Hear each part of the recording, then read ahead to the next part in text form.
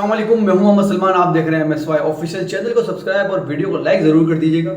آج میں آپ کو ایک کہانی سناؤں گا. ایک کہانی، اس شہر کی کہانی جو اپنے آپ میں ایک کہانی بن کر رہ گیا ہے. وہ شہر خود تو غریب ہے لیکن اس میں رہنے والے اربوں پتی ہیں. اس شہر میں باہر سے آئے لوگ آج اسی شہر سے کما کر سیٹ صاحب بن گئے ہیں. لیکن برا بھلا بھی اسی شہر کو کہتے ہیں. یہ وہ شہر ہے جس کے وزراء اس کے اپنے نہیں ہیں، ماں سوائے چند ایک کے، لیکن وہ بھی اس شہر کے اپنے نہیں ہیں. کیونکہ بھٹو زندہ ہے اور چیئرمین بلاول زندہ باد. جی بالکل، یہ شہر پاکستان کا وہ شہر ہے جو کبھی روشنیوں کا شہر کہلایا کرتا تھا. یہ شہر پاکستان کا معاشی ہب بھی کہلاتا ہے.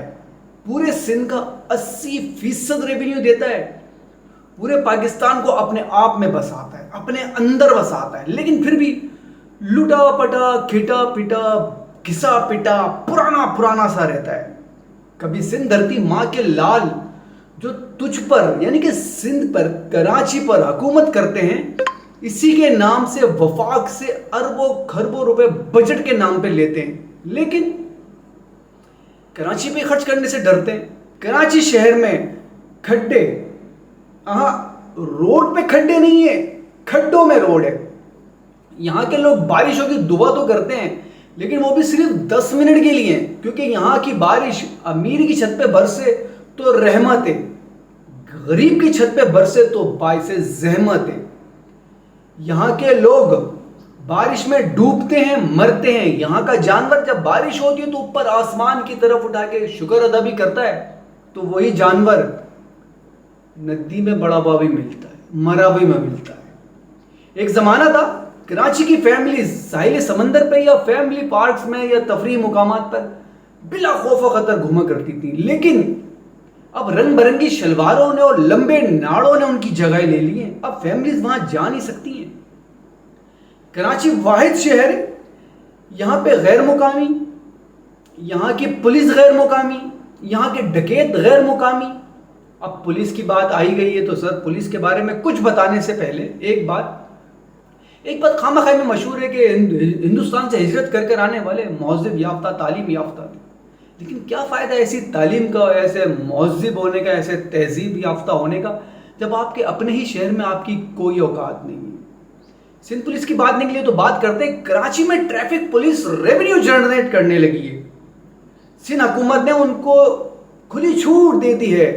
سندھی اجرک اور بڑی نمبر پلیٹ کی بائکوں پر نمبر پلیٹ لگانے کے لیے، اور جو وہ نہیں لگا پا رہے لوگ، ان کو بھاری جرمانے ادا کرنے پڑ رہے ہیں. یہ جو نمبر پلیٹس ہیں نا، اس نے شہریوں کی مشکلات میں تو بڑا اضافہ کیا ہے، بڑا پریشان کیا لوگوں کو. لیکن اس نے سندھ پولیس کی جیب بھاری کر دی ہے. مجھے تو ڈر ہے کہیں کچھ ایسا نہ ہو آنے والے وقتوں میں سندھ حکومت ایک حکم صادر کر دے کہ اب سے بائک پہ جانے والا 5 فٹ کا ایک بورڈ اپنے ساتھ لے کے گھومے گا جس پہ جے بھٹو لکھا ہوگا. جیسے ایک بات اور، یہ سندھی اجرک والی نمبر پلیٹ ایکسائز ڈپارٹمنٹ میں 1850 روپے کی مل رہی ہے.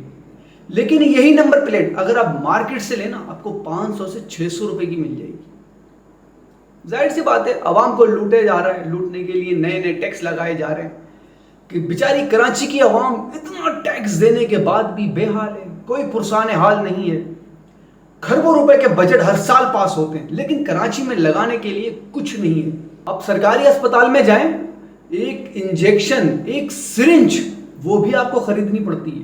کراچی جو اس تکلیف، اس اذیت میں گزر رہا ہے، وہ وقت دور نہیں جب یہی تکلیف، یہی اذیت ان لوگوں کو پہنچے گی، ان لوگوں کو محسوس ہوگی جو آج جان کر کراچی کے لیے اذیت بنے ہوئے، کراچی کے عوام کے لیے اذیت بنے ہوئے. خدا را رحم کرے.